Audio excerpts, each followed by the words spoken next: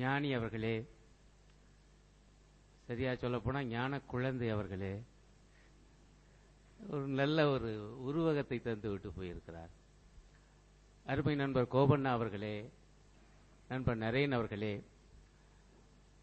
இனிய நண்பர்களே, உங்கள் அனைவருக்கும் எனது மாலை வணக்கம். நரேன் அவர்களும் ஞானி அவர்களும் சேர்ந்து ஒரு அருமையான காரியத்தை செய்திருக்கிறார்கள். சிறு நூல்தான், ஆனால் அது பல விஷயங்களை பேசுகிறது. சிறு நூல்தான், அதை பற்றி நம்மால் நிறைய பேச முடியும். அதுதான் நூலின் வெற்றி என்று நான் நினைக்கிறேன். நேற்று தான் எனக்கு கிடைத்தது. படிக்க ஆரம்பிச்ச உடனே கடகடன்னு முடிச்சிட்டேன். அது சிறு நூல் என்பதால் மட்டுமல்ல, அதில் உள்ள விஷயம் அத்தகையது. அதைவிட முக்கியம், நம்முடைய ஞானி அவர்கள் ஒரு சரளமான நடையிலே அதை மொழியாக்கம் செய்திருப்பது. அவர் ஒரு அற்புதமான எழுத்தாளர் என்பதை அறிவோம், நாடககர்த்தா என்பதை அறிவோம். நான் வேற மொழிபெயர்ப்பு நூல் எதுவும் படிச்சதில்லை. அவர் செய்தது வேற எதுவும் மொழிபெயர்ப்பு இல்லையான்னு தெரியல, ஏதோ பண்ணியிருக்காங்க. ஆனால் ஒரு அற்புதமான மொழிபெயர்ப்பாளர் என்பதை என்னால் அதில் உணர முடிந்தது. தமிழ்நாட்டுக்கு ஒரு நல்ல காரியத்தை இந்த இருவரும் சேர்ந்து செய்திருக்கிறார்கள். இந்த கூட்டம் சிறிதுதான், ஆனால் இந்த நூல் எப்படி சிறிதோ அதே போல அந்த நூலை போலவே இந்த கூட்டமும் முக்கியமானது என்று நான் கருதுகிறேன்.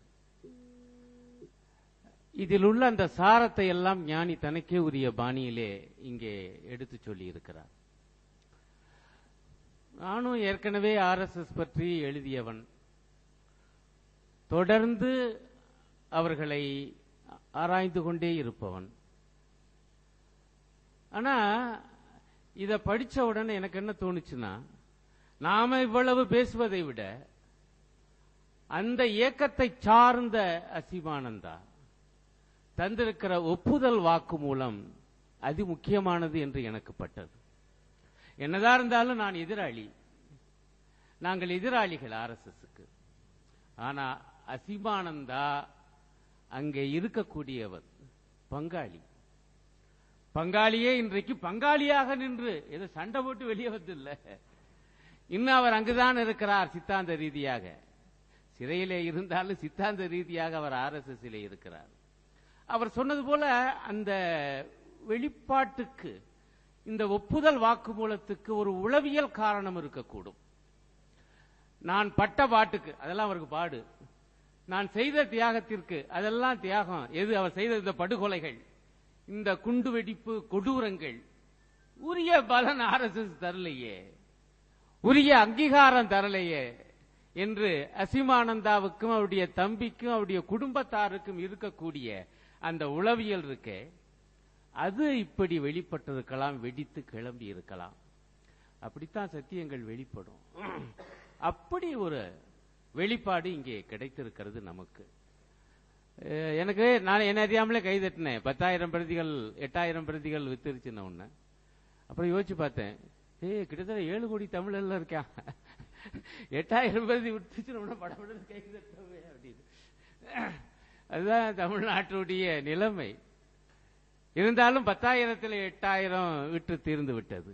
ஆனால் இன்றைக்கும் பல லட்சக்கணக்கான மக்கள் இந்த உண்மையை அறியாதவர்களாக இருக்கிறார்.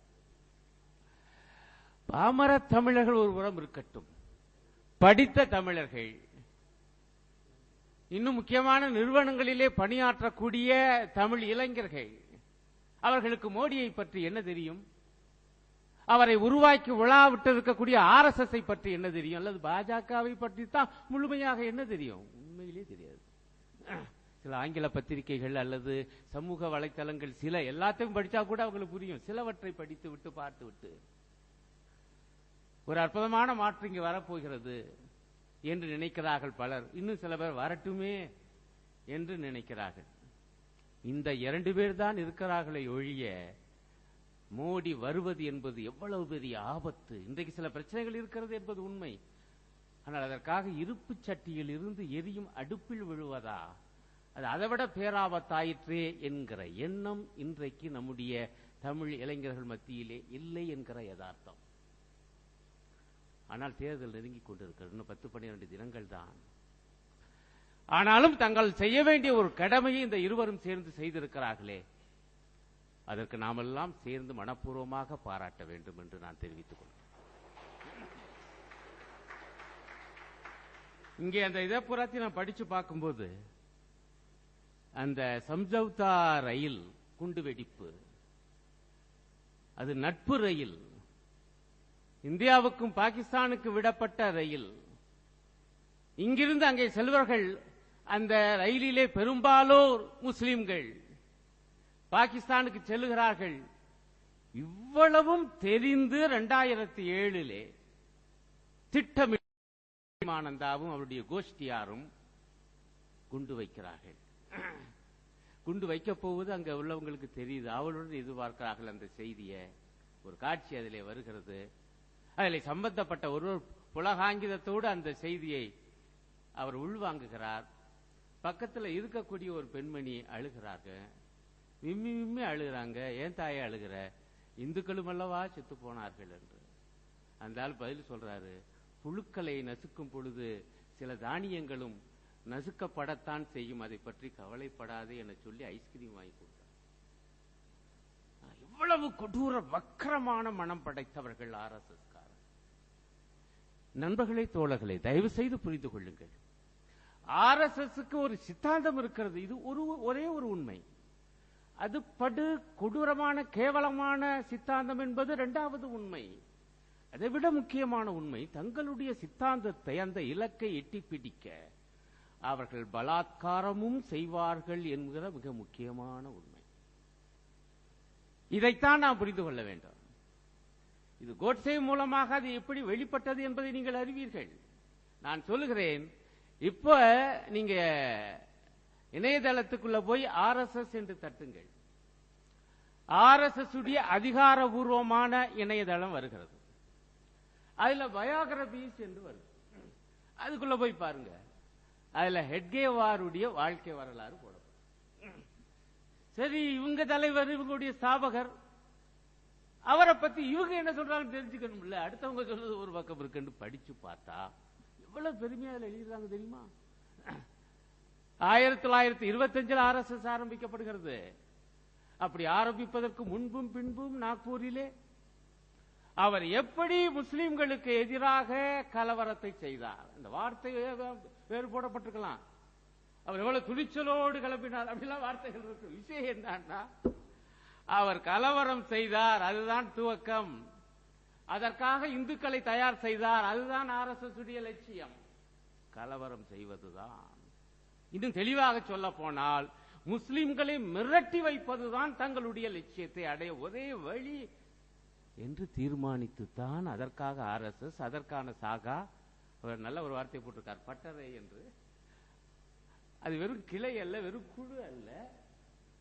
இன்னும் கூட சொல்லப்போ நல்ல வரைக்கும் வெறும் பட்டறைன்னு தான் போட்டாரு, பயிற்சி பட்டறைன்னு போடல. அந்த பட்டறை என்பது பலாத்காரத்துக்கான அதற்கான தயாரிப்பு பட்டறை. அந்த கம்பை வைத்துக் கொண்டிருப்பார்களே அரக்கால் டவுசருடன், அது ஒரே ஒரு அடையாளம். இப்ப கூட போட்டிருக்காங்க, வேறு சில ஆய்வு நூல் இருக்குது. விளையாட்டு கூட எப்படி பலாத்காரமா இருக்கும். அப்ப அவங்க எல்லாம் முஸ்லீம், நாமெல்லாம் இந்து, 2 பேரும் மோதினா யார் ஜெயிப்பா என்றுதான் விளையாட்டு. இதுதான் காஷ்மீர். அதோ பாகிஸ்தான்காரன் வர்றான், நான் இந்தியாக்காரன், யார் போய் அதை பிடிப்பது, அதுதான் விளையாட்டு. அந்த பட்டறையிலே, அந்த ஷாகாவிலே. பிறகு பயிற்சி என்கிற முறையிலே எப்படி குண்டாந்தடி கொண்டு தாக்குவது என்பதுதான் அங்கே விளையாட்டு. ஆக RSS என்றால் அதன் பிறப்போடு வந்தது பலாத்காரம். முதலில் இதை புரிந்து கொள். இந்த உண்மையை அசீமானந்தா தன்னுடைய சொந்த அனுபவத்தை கொண்டு இதிலே விளக்குகிறார். இதிலே பத்திரிகையெல்லாம் வந்த அந்த அதிர்ச்சிகரமான செய்தி இங்கே பதிவாயிருக்கிறது. இவ்வளவும் திட்டமிடுறாங்க.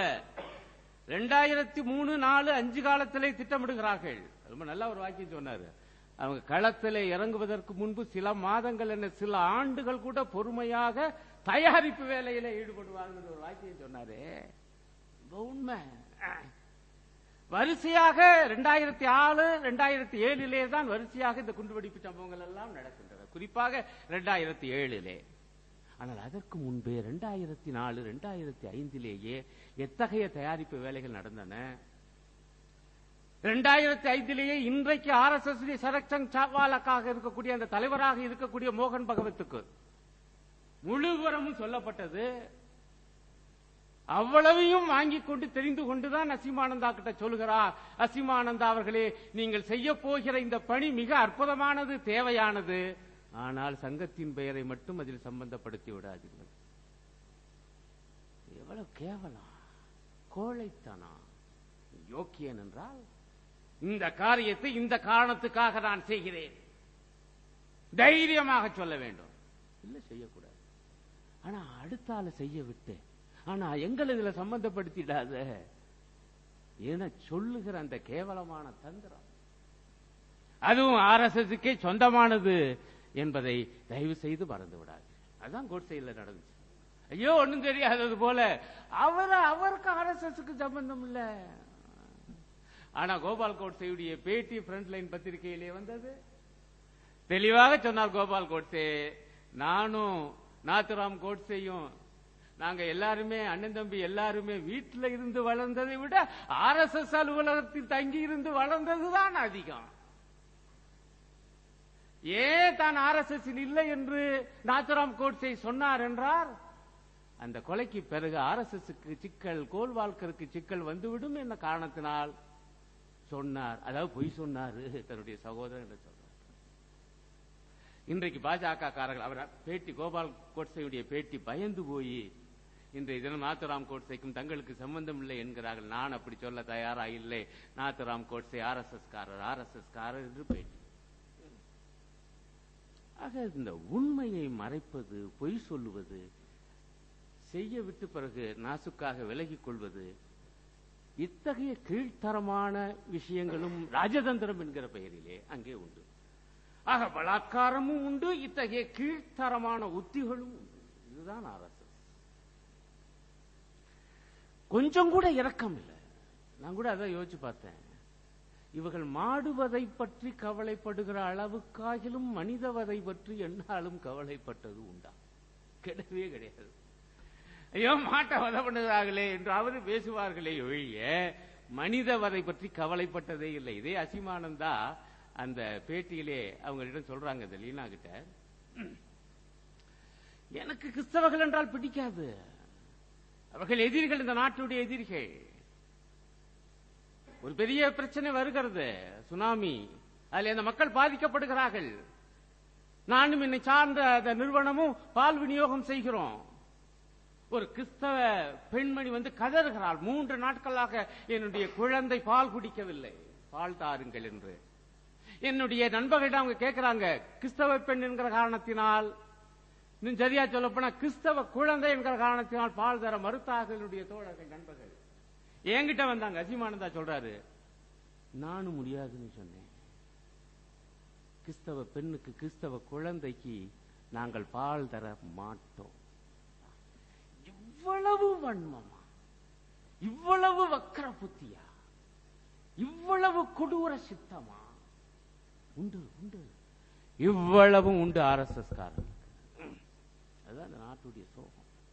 ஆனா இவ்வளவையும் உள்ள மறைச்சு ஆன்மீகம் பேசவும், காவி தரித்து நடமாடவும், அப்படி ஒரு டிராமா போடவும் அவர்களுக்கு தெரியும். எனக்கு ரொம்ப மகிழ்ச்சி ஐயா ஞானி அவர்களே, நரேன் அவர்களே, இந்த விவேகானந்தர் பாறை பற்றி அசீமானந்தா சொன்னதெல்லாம் எழுதி வச்சிருக்கீங்களே. உங்களுக்கு தெரியுமோ தெரியாதோ, நான் எழுதியிருக்கக்கூடிய 8 பாகங்கள் கொண்ட காலந்தோறும் பிராமணியம் என்கிற அந்த படைப்பில் இந்த விவேகானந்தர் பாறை, அந்த நினைவாலயம் கட்டுவதற்காக அந்த ரானடே என்கிற RSS காரர் எப்படி அனுப்பப்பட்டார், அவர் எப்படி இதற்காகவே தனி அமைப்பு உருவாக்கினார், அதற்காக அவர் யார் யாரெல்லாம் சென்று நிதி திரட்டினார் விவேகானந்தர் பெயரை சொல்லி என்பதெல்லாம் நான் எழுதியிருக்கேன். அண்ணாவை கூட ஏமாற்றி விட்டார்கள் என்று அந்த புத்தகத்தில் செய்தி வருகிறது. ஆனால் இந்தியாவிலே அப்படியும் ஏமாறாத ஒரு முதலமைச்சர் இருந்தார். உங்களுக்கு தெரியுமா? அவர்தான் கேரளத்தினுடைய மார்க்சிஸ்ட் கம்யூனிஸ்ட் கட்சியுடைய முதலமைச்சர் தோழர் EMS நம்பூதிரி பாட்டு. இத நான் சொல்லல, LK அத்வானி அவர்கள் மை கண்ட்ரி மை லைஃப் எனது நாடும் எனது வாழ்வும் என்று ஒரு சுய சரித நூல் எழுதியிருக்கிறார், ஆட்டோபயோகிராபி. அந்த தன் வரலாற்று நூலிலே இந்த ரானடே ஏன் விவேகானந்தர் பாறை அதுக்கான ஏற்பாடு RSS ஏன் செய்தது, RSS முக்கிய தலைவராக இருந்த ரானடேயை ஏன் அனுப்பியது, அதற்காக எப்படி ஒவ்வொரு மாநிலமாக குழு அமைக்கப்பட்டது. அத்வானி எழுதுகிறார், டெல்லியில நான் தான் அந்த குழுவுக்கு தலைவராக இருந்தேன், ரானடேயோட நான் நல்லா பேசுவேன். அவர் என்கிட்ட சொன்னாரு, நான் இந்த எல்லா முதலமைச்சர்களையும் பார்த்து காசு வாங்கிட்டேன், இந்த EMS நம்பூதிரி காசு பாட்டுக்கிட்ட போனேன், இப்படி எல்லாம் சொல்லி விவேகானந்தருக்கு தான் அப்படி இப்படி இதெல்லாம் நல்ல காரியம்னு அவர் ரொம்ப அமைதியா கேட்டுட்டு கூலா முடியாதுன்னு சொல்லிட்டாரு. காரணம் EMSக்கு தெரியும் இவர்கள் யார், எந்த நோக்கத்துக்காக இந்த விவேகானந்தர் பாறை திட்டத்தை செயல்படுத்துகிறார்கள் என்பதை அந்த ஞானியும் அறிவார். இந்த ஞானி மட்டுமல்ல, என்னை பொறுத்தவரை EMS என்கிற ஞானியும் அறிவார். இது ரொம்ப வேதனையோடு அத்வானி பதிவு செய்யறாரு. EMS மட்டும் தான் தரல, எல்லாத்தையும் வாங்கியாச்சியா, இப்படியெல்லாம் வேஷம் போட்டார்கள். இவ்வளவும் செய்துதான் அவங்க இன்றைக்கு தான் இப்படி வந்திருக்காங்க.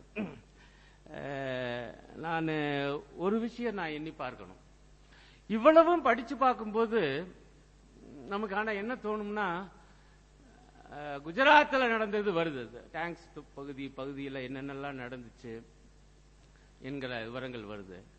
அப்புறம் வரிசையா மகாராஷ்டிராவில் எப்படி குண்டு வெடிப்புகள், இந்த சம்சவுதா ரயில் குண்டு வெடிப்பு, இந்த கோஷ்டியெல்லாம் தலைமறைவானது, இதை பற்றி எல்லாம் வருது. அவர் ஏற்கனவே அந்த சபரி கோயிலை பற்றி எல்லாம் சொன்னார்.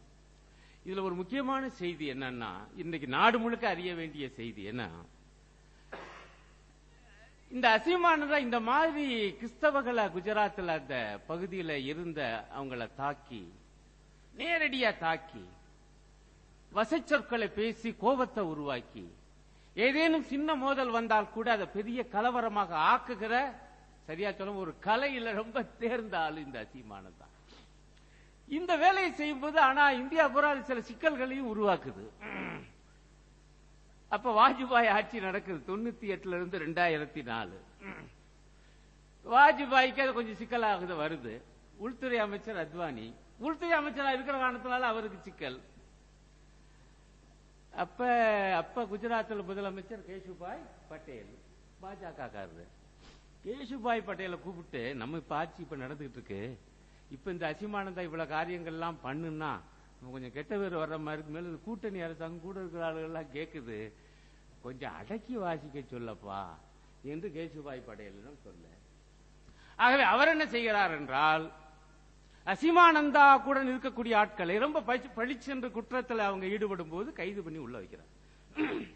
அசீமானந்தா கோபத்துடன் உங்ககிட்ட பேட்டியில சொல்றாரு, இந்த கேசுபாய் பட்டேல் எனக்கு உதவி செய்யல, பாஜக காரரா இருந்தோம், இது ரொம்ப அநியாயம். அப்படிப்பட்ட நேரத்தில் தான் ஒருத்தர் என்னை சந்திச்சாரு. இதுதான் முக்கியமான செய்தி. அது யார் என்றால் திருவாளர் நரேந்திர மோடி. அவர் அசீமானந்தா பார்த்து ஒரு அற்புதமான வாக்கியத்தை சொல்லியிருக்கார். அது என்னன்னா, அசீமானந்தா அவர்களே, நாங்கெல்லாம் இன்றைக்கு அரசியலில் ஈடுபட்டு இருக்கோம், பல காரியங்களை பண்றோம், எங்களுடைய செயல்பாடுலாம் ஒண்ணும் இல்ல, நீங்க இன்றைக்கு பணியாற்றிட்டு இருக்கீங்களே, இந்த மாதிரியான ஒரு கலவரங்கள் வார்த்தையை பயன்படுத்த நான் எளிமைக்கா சொல்ல வரேன், இந்த பணியாற்றிக்கிறோம், இதுதான் அற்புதமான சேவை. நான் தான் அடுத்த முதலமைச்சர்னு முடிவாயிடுச்சு மோடி, நான் வர்றேன், உங்க வேலை இன்னும் சுலபமாகும், நம்ம 2 பேரும் சேர்ந்து அந்த காரியங்களை செய்வோம் என்று அவர் சொன்னதாக முதலமைச்சர் ஆகிறதுக்கு முன்பே. அப்பதான் தான் புலகாங்கிதம் அடைஞ்சதாகவும் பிறகுதான் இதெல்லாம் நடக்குது. சபரி கோயில்கள் இதற்கான அப்படின்னா யோசிச்சு பாருங்க. இன்றைய தினம் சம்சவுதா ரயில் வெடிகுண்டு கொடூரத்தில் மட்டும் அப்பாவிகள் 68 பேர் செத்திருக்கிறார், இன்னும் பல பேர் படுகாயப்பட்டிருக்கிறார்கள். இப்படியாப்பட்ட ஒரு பேர்வழியை தயார் செய்ய, அவருடைய நோக்கத்தை புரிந்து கொண்டே அவரை கொம்பு சீவி விட, தான் முதலமைச்சராக போகிறேன், உங்களுக்கு ஆனதையெல்லாம் சொன்னேன் செய்வேன் என சொன்ன அதற்கு முன்பே உறுதிமொழி கொடுத்த ஒரு பேர்வழிதான் நரேந்திர மோடி. முதலமைச்சராகிறதுக்கு முன்பே இப்படி சொன்னாருன்னா இந்த மனிதர் தப்பி தவறி அந்த விபத்து நடக்காது என்று நம்புவோமாக. தப்பி தவறி இந்த நாட்டுடைய பிரதமராக மோடி ஆனால் தயவு செய்து யோசித்து பாருங்கள்.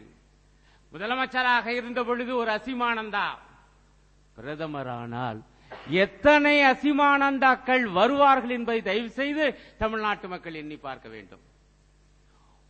அன்றைக்கு ஒரே ஒரு சம்ஜௌதா ரயில் வெடிகுண்டு கொடூரம். இவர் பிரதமரானால் எத்தனை ரயில் வெடிப்புகள் நடக்கும் என்பதை தயவு செய்து எண்ணி பாருங்கள். அது அப்படியாப்பட்டவனாக எங்கேயோ நடந்துச்சு, எப்பவோ நடந்துச்சு என்று தயவு செய்து தமிழ்நாட்டு மக்கள் நினைத்து விடக்கூடாது. சிறிய கூட்டம் என்ற போதிலும் இந்த செய்தியை நீங்கள் உங்களுடைய நண்பர்களுக்கெல்லாம் சொல்ல வேண்டும் என்று நான் தயவு கூர்ந்து கேட்டுக்கொள்கிறேன். அதே போல வன்முறை என்பது RSSக்கு பழக்கமானது, அதனுடைய இயல்புகளிலே ஒன்று என நான் சொல்லுவது ஏதோ வட இந்தியர்களுக்கு மட்டும் பொருந்தக்கூடிய விஷயம் அல்ல, வடநாட்டு RSS காரர்களுக்கு மட்டும். தென்னாட்டிலும் அப்படித்தான், தமிழ்நாட்டிலும் RSS காரர்களுடைய புத்தி அப்படித்தான் என்பதையும் நீங்கள் புரிந்து கொள்ள வேண்டும். ரொம்ப பேருக்கு இப்ப மறந்து போயிருக்கோம். அது என்னன்னா, தென்காசியில RSS அலுவலகத்தில் வெடிகுண்டு வெடிச்சது. அவ்வளவுதான். பூரா பத்திரிகை எல்லாம் எழுதினாங்க, RSS காரங்கள்லாம் துடிச்சாங்க. எங்களுடைய அலுவலகத்தில் வெடிகுண்டு வெடிச்சது, அவை யார் காரணம்? ஒண்ணும் இல்லை, அவங்களாம் சர்வசாதாரண சொல்லிடுவாங்கல்ல, முஸ்லிம் பயங்கரவாதிகள் தான், அவங்கதான் காரணம் என்று முதல்ல செய்தியா வந்துச்சு. போலீஸ்காரங்க அப்புறம் அந்த கோணத்திலேயே பார்த்து ஒன்னும் பிடி கிடைக்காம கடைசியில யாரான்னா, இந்த கொடுமை நடக்குமாங்க, RS அலுவலகத்துக்கு பக்கத்துல குண்டு வச்சது யாருன்னா RSS காரங்க. பிடிச்சு கேட்டா, ஏயா சொல்றாப்ல, அப்படி வச்சா தாங்க நாங்க முஸ்லிம்கள் மீது பழி போட முடியும். அப்படி பழி போட்டு தமிழ்நாட்டிலும் மத கலவரத்தை உருவாக்க முடியும். அதற்காகத்தான் அந்த காரியத்தை செய்தோம் என்று ஒப்புதல் வாக்குமூலம் கொடுத்தார். மறக்கலாமானா? இருக்கும், மறப்பது வெகுமக்களின் பழக்கமா இருக்கலாம். ஆனா நினைவூட்ட வேண்டியது நம்மை போன்றவர்களுடைய கடமை. அவை தமிழ்நாட்டுக்கும் இது பொருந்தும். அப்படி ஆட்கள் தான் அவங்க. அவ்வளவு தூரம் போவானேன்? பெரியாரை செருப்பால் அடிக்க வேண்டும் என்று பேசியவர் இன்றைக்கு சிவகங்கை தொகுதியுடைய பாஜக வேட்பாளர். குச்சமே இல்லாம என்னன்னு கேட்டா, அவர் பேசிய பேச்சு உண்மையிலே ஞானியை பாராட்டத்தக்கணும். ஞானி அவர்கள் தான் பார்த்துட்டு கேட்டுட்டு இணையதளத்தில் பத்திரிகையில எழுதி அழுத்தமாக என்னைய அநியாயமா இருக்குது. என்னன்னு கேட்டா, ராமர் படத்தை அவர் செருப்பால் அடிச்சாரு, அப்படியாப்பட்டவர் செருப்பால் அடிச்சிருந்தா பிரச்சனை எல்லாம் தீர்ந்து போயிருக்கும் என்று தான் அவர் பேசினார். ராமர் படத்தை பெரியார் செருப்பால் அடிக்கிற, ராமாயணத்தில் வரக்கூடிய சில காட்சிகள் தான் அன்றைய தினம் அந்த ஊர்வலத்திலே வாகனத்திலே எடுத்து செல்லப்பட்டது. வீரமணி அவர்கள் அது பற்றி விவரத்தை தன்னுடைய வாழ்க்கை வரலாறு எழுதியிருக்காங்க, ஐயாவின் அடிச்சுவட்டில் என்பதில். நான் அப்புறம் படிச்சு பார்த்தேன். என்ன அது அந்த காலத்தில் சங்காரங்க அல்ல ஜனசங்கத்துக்காரங்க இந்த ஊர்வலத்தின் மீது செருப்பை எடுத்து வீசினாங்க. பெரியார் இதெல்லாம் தாங்கியிருக்காரு. ஒரு கூட்டத்தில் அப்படித்தான் அவர் மேல ஒருத்தர் செருப்பை வீசிட்டு போயிட்டான். செருப்பு எடுத்து உன காமிச்சாரு, கூறு கட்டாலே ஒரே ஒரு செருப்பை தான் அனுப்பியிருக்க, இன்னொரு செருப்பு உங்ககிட்ட இருக்கு, உனக்கும் பிரயோஜனம் இல்லை எனக்கும் பிரயோஜனம் இல்லை, அந்த செருப்பையும் எடுத்து வீசினாரு. இதையெல்லாம் அவர் சந்தித்தவர் தான். இன்றைக்கு அன்றைக்கு என்ன நடந்தது என்றால், இப்படி விழுந்த செருப்பை எடுத்து கூட்டத்திலே வந்த அந்த ஊர்வலத்திலே வந்த ஒரு தீக்காக்காரர் ஆத்திரம் தாங்க மாட்டாம பெரியாரை நோக்கி வீசி விட்டார்கள். அவர் மீது படவில்லை, கையிலே சிக்கியது. அதை எடுத்து ராமர் படத்தை அடித்து விட்டார். அதை நான் ஏற்கவில்லை. அப்பொழுதும் கூட அவர்கள் அதை செய்திருக்க கூடாது என்பதுதான் எங்களுடைய கருத்து. ஆனா என்னைக்கோ நடந்ததை பத்தி அந்த பகுத்தறிவு பகவனை நோக்கி, அந்த சமூக நீதி போராளியை நோக்கி எவ்வளவு தெனாவிட்டு இருந்தால், இன்றைக்கு இந்த தேதியிலே பெரியாரை செருப்பால் அடிப்பேன் என ஒரு தலைவர், சாதாரண ஒரு தொண்டர் ஏதோ கோபாவேசத்தில் பேசல. இல்ல கணேசன் அவர்களும் ராஜாவும் தான் உண்மையிலேயே பாஜக தலைவர்கள், மிச்சவங்கெல்லாம் ஏதோ பேருக்கு தெரிஞ்சுக்கோங்க பேசுறாங்க. இதை விட என்ன தெரியுமா கொடுமை? ஒரு தொலைக்காட்சி விவாதம். மீண்டும் நான் ஞானிக்குத்தான் நன்றி செலுத்த வேண்டும். இன்றைய தினம் வன்முறை அதிகமாக கொண்டிருக்கிறது இந்த பிரச்சாரத்தில் என்பது குறித்து விவாதம். ஞானி சொன்னாரு, இந்த மாதிரி ராஜா பேசியிருக்காரு, இது தவறு என்று பாஜக தலைவர்கள் கண்டித்தது உண்டா என்று பாஜக பேச்சாளரை பார்த்து கேட்கிறார். என்ன சொல்லணும்? அவங்க ஏதோ கோவாவிஸ்ல பேசிவிட்டாருங்க, தவறுதான். எங்க கட்சி தலைமை அந்த பேச்சை ஏற்கலையும் தான் சொல்லணும். ஆனா பாஜக சார்பா பேசினவர் என்ன தெரியுமா சொன்னாரு? என்னங்க தப்புன்னு கேட்டார். மிரண்டு போனோம். என்னங்க இப்படி சொல்றீங்க? ஆமாங்க, பதில் உரை இதான் சொன்ன வார்த்தை. அன்றைக்கு நடந்ததற்கு எச் ராஜா தருகிற பதில் உரையாது. எது செருப்பாக அடிப்பேன் சொல்வது பதில் உரையா? அப்பதான் மிகுந்த கோபம் கொண்டு நான் பேசினேன். இது பதில் உரை அல்ல, இது வன்முறை பேச்சு, காட்டுமிராண்டித்தனமான பேச்சு. அதை கூட கண்டிக்க தயங்குகிற ஒரு பாஜக தலைமைதான் தமிழ்நாட்டிலே இருக்கிறது என்றால், இந்த RSS உடைய அந்த பாரம்பரியத்தை, அந்த பலாத்கார பாரம்பரியத்தை தமிழா நீயும் உணர வேண்டும். எங்கேயோ நடக்கிறது. அசிமானந்தாக்கள் எல்லாம் எங்கேயோ இருக்கிறார்கள் என்று நினைக்காதீர்கள். நம் மத்தியிலும் தமிழ்நாட்டிலும் அசிமானந்தாக்கள் இருக்கிறார்கள் என்பதை தயவு செய்து உணருங்கள். அந்த நாட்டுடைய மிகப்பெரிய சோகம். ஆனா இவங்க எப்படி பலாத்காரமா போவாங்க, அதை செஞ்சிட்டு எப்படி இல்லை என்பாங்க. எல்லா விதமான ஏமாற்று வித்தைகளும் செய்வார்கள் என்பது இன்றைக்கு மெல்ல மெல்ல ஆனால் வெளிப்பட்டு கொண்டிருக்கிறது. உண்மையிலேயே பாருங்க, நான் கூட எதிர்பார்க்காத ஒரு திருப்பம். மக்கள், நம்ம நாட்டு ஜனங்கள் அப்படித்தான், பத்திரிகை ஊடகங்கள் அப்படித்தான் இருக்கு. இப்பதான் பரபரப்பா ஒரு விஷயத்தை சொல்றாங்க, மோடிக்கு மனைவி இருக்காமல. அப்ப இதுவரைக்கும் இல்லையா? இதுவரைக்கும் இல்லையாம்ல. அப்ப எப்ப கல்யாணம் நடந்துச்சு? அது 35 வருஷத்துக்கு முன்னாடி கல்யாணம் ஆயிடுச்சு. அப்ப மனைவி இப்பதான் நம்மள அப்படின்னு ஒரே இதா பரபரப்பா எழுதப்படுது. நல்ல வேளைக்கு காங்கிரஸ் ஒரு நல்ல காரியத்தை செய்திருக்கிறது. கபில் சிவல் ஒரு மனு கொடுக்காரு. இன்னைக்கு பத்திரிகையில பாக்குறேன், தமிழ் இந்து பத்திரிகை முதல் பக்கத்துல நல்லா போட்டிருக்காங்க. அவர் கேட்கிறாரு, வக்கீலாச்சே, 2002 2012 வரை நடந்த தேர்தல்களில் எல்லாம் இவர் பிரமாண வாக்கு மூலம் சமர்ப்பித்திருக்கிறார் மோடி. அதிலே திருமணமானவரா என்கிற பத்தியை அவர் நிரப்பாமல் விட்டு விட்டார். இன்னும் கூத்து, ஒன்னு ஆனவன்னு சொல்லணும், இல்ல இல்லைன்னு சொல்லணும். இது ரெண்டும் கட்டான, இது எப்படி எடுத்துக்கிட்டாங்கன்னே தெரியல இத்தனை வருஷமா. இப்ப என்னமோ சிக்கலுக்காக இப்பதான் என்னன்னா திருமணமானவர். அவங்களுடைய தொலைபேசி எண் கூட எனக்கு தெரியாது. ஆனா இன்னொரு பெண்ணுடைய தொலைபேசி எண் மட்டும் நல்லா தெரியும். அந்த தொலைபேசி என்ன வேவு பார்க்கறதுக்கு அமித்ஷாவை அனுப்புவாரு. அவங்க எப்படின்னா அவங்க ஆளை வச்சு பெங்களூர் வரைக்கும் போய் வேவு பார்ப்பாங்க. அதான் இன்றைக்கு உள்ள நிலைமை. கூச்சமே இல்லாமல் மறைப்பார்கள், எத்தகைய உண்மையும் மறைப்பார்கள். வேறு வழியின்றித்தான் சில விஷயங்களை அவர்கள் வெளிப்படுத்துவார்கள் என்றால், இன்றைய தினம் இந்த நூல் இவர்கள் எத்தகையவர்கள், எதையெல்லாம் மறைத்தவர்கள், எதையெல்லாம் மறைக்க கூடியவர்கள், எவ்வளவு ஆபத்தான பேர்வழிகள் என்பதை எடுத்து காட்டுகிற ஒரு நல்ல நூல். இத்தகைய நூலை தமிழுக்கு தந்தது என்பது நரேன் அவர்களுக்கும் நம்முடைய ஞானி அவர்களுக்கும் நாமெல்லாம் கடமைப்பட்டிருக்கிறோம் என்பதைத்தான் உணர்த்துகிறது. நன்றி, வணக்கம்.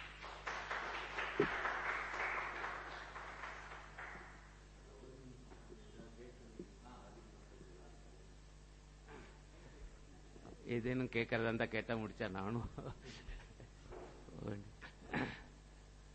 சொல்லுங்க.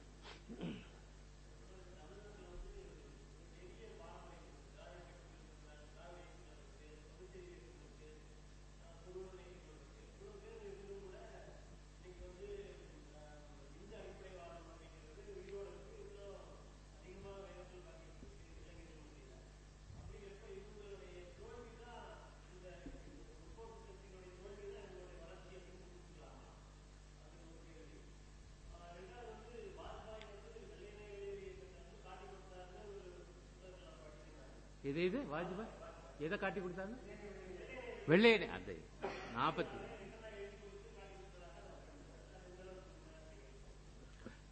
ஒண்ணு. எழுந்திருக்கக்கூடிய அபாயத்தை நாம் கவலையோடு நோக்க வேண்டும். அந்த நோக்கத்தில் வந்துதான் நீங்க இந்த கேள்வியை, முதல் கேள்வியை எழுப்பியிருக்கீங்க.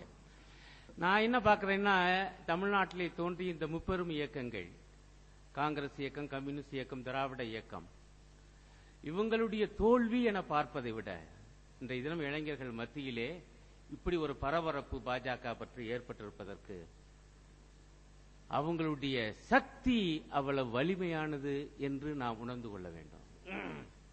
நான் என்ன பார்க்கிறேன்னா, இந்த நாட்டில் எது பல 100 ஆண்டு காலமாக இருந்து வந்தது? வர்ணாசிரமம் என்கிற சமூக கட்டமைப்பு.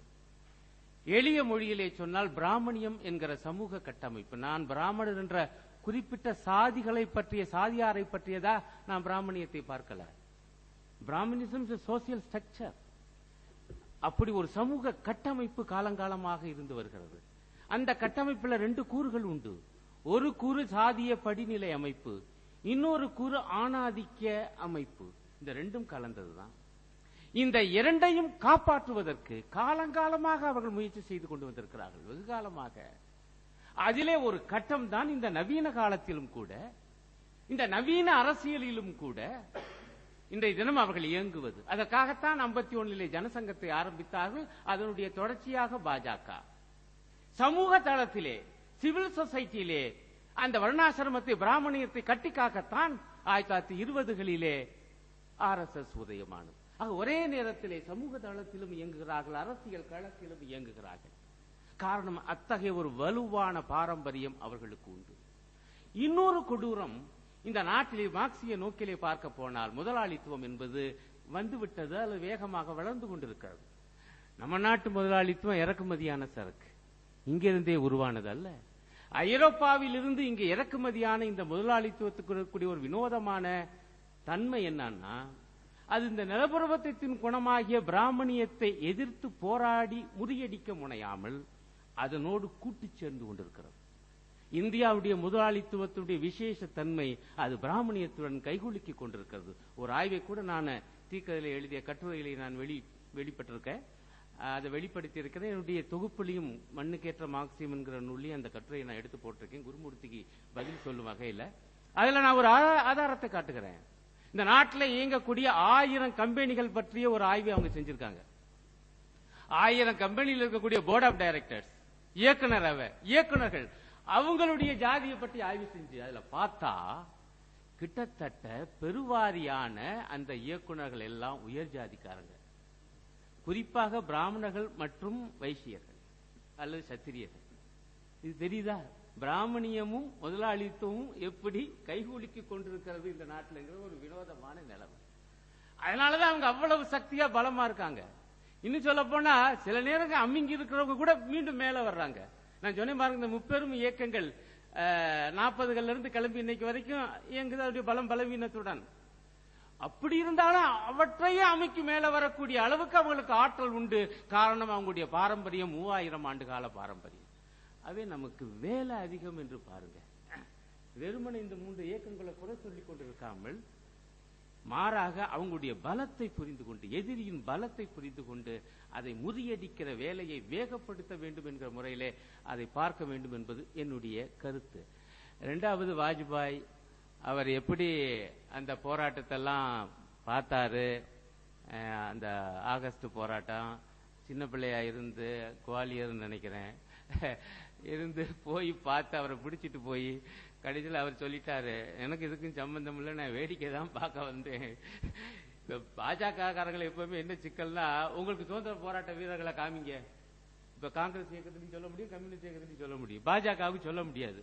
அப்புறம் பார்த்தாங்க, இந்த வாஜ்பாய் ஏதோ ஒரு போலீஸ் ஸ்டேஷன்ல போய் சிக்கன மாதிரி இருக்குது இந்த 40கள்லன்னு பார்த்து வாஜ்பாய் சுதந்திர போராட்ட வீரர் தான்ட்டான். கடைசியில் உள்ள கிண்டு கலங்க எடுத்து போய் பார்த்தா, ஃப்ரண்ட்லைன் பத்திரிக்கை தான் அதிகம் அம்பலப்படுத்தி பார்த்தா, இவர் போன லட்சணம் எப்படி, நான் போய் உடனடியா நான் வேடிக்கை வாக்கத்தான் போனேன்னு சொல்லி எழுதி கொடுத்துட்டு ஓடியாந்த லட்சணம் தான். சுதந்திர போராட்டத்துக்கும் பாஜக தலைவர்களுக்கும் RSS தலைவருக்கும் சம்பந்தமே இல்லை. இன்னும் ஒரே ஒரு செய்தியை சொல்லி நான் முடிக்கிறேன். இதுவும் கூட RSS உடைய அதிகாரபூர்வமான இணையதளத்தில் இருக்கு. 1930களில் உப்பு சத்தியாகிரக போராட்டம் நடந்துச்சு, காங்கிரஸ் நடத்தியது உங்களுக்கு தெரியும். அப்ப கேள்வி வருது, ஹெட்கேவர் தலைவர் கேட்கிறாங்க, RSSல இருக்கக்கூடிய சில பேர், நாங்க இந்த உப்பு சத்தியாகிரகத்தில் கலந்துக்கிறதா இல்லையா? இவர் உடனே ஒரு சுற்றறிக்கை அனுப்பினாராம். அது ரொம்ப பெருமையாக, முக்கியஸ்தர்களுக்கெல்லாம் பெருமையாக அந்த வாழ்க்கை வரலாறு எழுதி வச்சிருக்காங்க அரசு. என்னன்னா, இப்படி எல்லாம் கேட்கிறாங்க, உப்பு சத்தியாகிரகத்தில் கலந்துக்கலாமான்னு. நம்முடைய வேலை இந்த வெள்ளைக்காரனை வெளியேற்றுவது அல்ல. முதல் பாயிண்ட் அவர் எழுதியிருக்காரு. நம்முடைய முக்கியமான வேலை சமூகத்தில் இந்து மயத்தை உருவாக்குவது, இந்துத்துவாவை உயர்த்தி பிடிப்பது. அவர்களுடைய தேசியம் என்பது மதம் சார்ந்தது. அவர் கிளீனா சொல்றாரு, நம்முடைய தேசியம் என்பது வெறும் இடம் சார்ந்தது அல்ல. Not territorial nationalism, it is religious nationalism.